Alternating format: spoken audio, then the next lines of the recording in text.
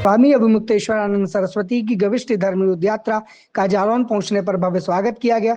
यह यात्रा गाय को राजमाता और राष्ट्रमाता का दर्जा दिलाने की मांग को लेकर निकाली जा रही है।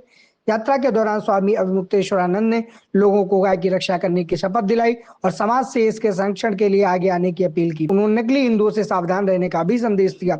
उन्होंने पश्चिम बंगाल के मुख्यमंत्री के गाय संबंधी बयान पर निशाना साधते हुए प्रतिक्रिया दी और उत्तर प्रदेश के मुख्यमंत्री योगी आदित्यनाथ के वैध बूचड़खानों को लेकर भी सवाल उठाए। साथ ही उन्होंने आरएसएस प्रमुख मोहन भागवत पर भी टिप्पणी की। स्वामी अभिमुक्तेश्वरानंद ने एक बार फिर गाय को राजमाता और राष्ट्रमाता का दर्जा देने की मांग दोहराई और लोगों से इस अभियान से जुड़ने की अपील की। यात्रा जालौन जनपद क्षेत्र से आगे बढ़ी। महाराज जी, आप केंद्र राज्य सरकार पर गोहत्या को लेकर तीखे आरोप लगाते हैं, लेकिन एक संदिग्ध रूप में आपकी कार्य योजना क्या है? एक संत के रूप में आपकी ठोस कार्य योजना क्या है? हमारी कार्य योजना यह है कि गाय को पशु सूची से हटाया जाए, पूरे भारत के सभी प्रदेशों की सूची से उसको माता के रूप में सम्मानित किया जाए, क्योंकि हिंदू सनातन धर्मी गाय को पशु नहीं मानते हैं, उनको माता के रूप में सम्मान देते हैं। दूसरे, जब माता के रूप में उनको सम्मानित करने के बाद उनके योगक्षेम की व्यवस्था की जाए। ये हमारी योजना है और इस योजना के आधार पर हम अपनी बात कह रहे हैं। बंगाल के मुख्यमंत्री ने कहा था 14 साल से कम उम्र की गाड़ियां और उसके बाद सब्जी भाजी कर दी है। हाँ, वही तो बात है। ये कैसी लोग होती है, समझ में नहीं आती है। ये कहते हैं कि 14 साल तक तो मांझी और उसके बाद सब्जी भाजी। 14 साल तक की गाय मांझी है और 14 साल के बाद वाली सब्जी भाजी है। ये कोई बात हुई? ऐसा कोई हिंदू होता है? ये नकली हिंदू है। महाराज जी, इस यात्रा के माध्यम से आप जनता को क्या संदेश देना चाहेंगे? जनता को यही संदेश दे रहे हैं कि नकली और असली हिंदुओं को पहचानो। नकली हिंदू तुम्हारे अंदर घुस गए हैं और तुमको खोखला कर रहे हैं, इसलिए जल्दी से जल्दी नक्कालों को पहचान करके इनको धक्का देके बाहर करो। महाराज जी, योगी जी का कहना है कि वैध बूचड़खाने चलेंगे और अवैध नहीं चलेंगे, तो इसका अर्थ क्या समझते हैं? हाँ, ऐसा है कि वैध जो है हत्या होती है, उसको हत्या नहीं माना जाता है। जैसे कोई व्यक्ति हत्या करे, बहुत बड़ा अपराध कर दे, तो न्यायाधीश उसके ऊपर मुकदमा चलाता है और कहता है इसको फांसी पे लटका दिया जाए। तो फांसी पे लटकाना किसी व्यक्ति की हत्या है, लेकिन उसको हत्या नहीं माना जाता, तो वैध होता है। तो आप बताइए कि हमारी गाय ने कौन सा अपराध किया और कौन सा उसके ऊपर मुकदमा चला करके उसको अपराधी सिद्ध किया गया कि उसकी मौत का हुक्म आपने सुना दिया? बताए, करना वैध होगा? वैध हत्या तब होगी जब विचार पूर्वक किया जाए, अपराध सिद्ध किया जाए और ये कहा जाए कि इनको मारे बिना समाज में बिगाड़ आ जाएगा, अगर इनको जीवित रहने दिया तो अच्छा नहीं होगा। तो गाय का अपराध क्या है, आप बताइए। योगी जी बताएं, गाय का अपराध क्या है जिसके लिए मृत्युदंड की सजा उसको दे रहे हैं? बताइए। अच्छा, दूसरी बात है कि जब वैध हत्या होती है, जैसे किसी को अपराध करने के कारण फांसी दे दी गई, तो फांसी दे दी जाती है, लेकिन उसका शरीर उसके परिजनों को दिया जाता है, उसको काट काट करके बेचा नहीं जाता है। तो आप वैध हत्या कर रहे हो, एक तो वैध नहीं है आपकी, और दूसरे आप काट काट करके फिर उस शरीर को बेच कैसे सकते हो? फालतू की बात करते हो। शर्म आनी चाहिए योगी जति बन करके इस तरह की बातें करने वाले व्यापारी।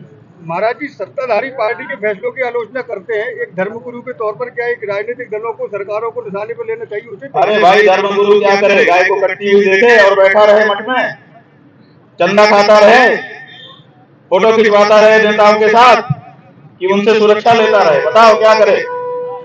धर्मगुरु का कर्तव्य क्या है? आप ही निश्चित कर दो। धर्मगुरु का कर्तव्य है कि धर्म की हानि हो रही हो तो निकल करके सामने आए। अपने धर्मगुरु होने के कर्तव्य का निर्वाह कर रहे हैं। हाँ, हिंदू खतरे में है, बिल्कुल खतरे में है। अगर नक्काल जो उसके बीच में घुस गए हैं, कालनेमी, अगर उसने अपने कालनेमियों को पहचाना नहीं और धक्का मार के निकाला नहीं, तो हिंदू समाज एक दिन खत्म हो जाएगा। आपको हम बताना चाहेंगे, अभी ये जो गौ माता की रक्षा की बात है, ये आज से नहीं है, चली आ रही है। हिंदू तो सदा से ये चाहता रहा। अब ये नेता क्या कह रहे हैं कि गाय का मांस तो हमारे यहाँ लोग खाते हैं, हम तो उससे परहेज नहीं करते हैं। आरएसएस के मनमोहन वैद्य ने प्रेस कॉन्फ्रेंस में कहा कि मेरे 30,000 स्वयंसेवक गाय का मांस खाते हैं, मैं किसी को नहीं रोकता हूँ। ये मोहन भागवत ये एक बैठक में हमारे कार्यकर्ताओं को बता रहा था कि गाय का मांस समरसता के लिए खाने में कोई हर्जा नहीं है। इनके एक मंत्री किरण रिजिजू ने सार्वजनिक रूप से कहा कि मैं गाय का मांस खाता हूँ, किसी को कुछ करना हो तो कर ले। इस तरह से हजार उदाहरण हो चुके हैं। अभी असम के मुख्यमंत्री ने कहा, जब उससे पत्रकार ने पूछा तुम्हें गौ माता के मांस खाने वालों का वोट चाहिए, बोला क्यों नहीं चाहिए। अभी बंगाल का मुख्यमंत्री कह रहा है कि 14 साल तक मांझी भाजी, उसके बाद भाजी भाजी। ये बताइए, ये कोई हिंदुत्व है? ये नक्काल है, ये कालनेमी है, ये हमारे बीच में घुस गए हैं। इसलिए हिंदू समाज को अगर लंबे समय तक रहना है तो इनको हटाना पड़ेगा। ये क्या कर रहे हैं कि हमारे बच्चों को धीरे धीरे गौमांस खाना सिखा रहे हैं। हमारे बच्चे अगर गौमांस खाना सीख गए तो हमारा हिंदुत्व कहाँ रहेगा बताओ? इसकी चिंता कौन करेगा? अगर एक धर्माचार्य के रूप में इस बात की चिंता हम नहीं करते हैं तो हम पे लानत है। महाराज जी, माघ मेले के दौरान एक घटना हुई, उसके बाद आप पर कोई आरोप लगाया गया, सुप्रीम कोर्ट ने आपको राहत दी, इस पर क्या कहना चाहिए? अरे भाई, हमारे ऊपर झूठे आरोप लगाए गए, न्यायाधीशों ने उसको झूठा समझा है। आगे चल करके वो सब चीज सामने आ जाएगी। जो चीज झूठी होती है वो कहाँ तक टिकेगी आप बता? ठीक है। आपकी शंकराचार्य पदवी को लेकर, हमारी शंकराचार्य पदवी को लेकर के आदित्यनाथ के अधिकारियों ने पूछा था, नोटिस दिया था रात को 1 बजे और कहा था कि 24 घंटे में इसका जवाब दीजिए। हमने 12 घंटे में उसका जवाब लिख करके उनको दे दिया था। उसके बाद उनकी हिम्मत नहीं हुई हमसे दोबारा पूछने की। अगर हमारे जवाब में कोई कमी होती तो वो जिस तेवर से आए थे वो चढ़ बैठते।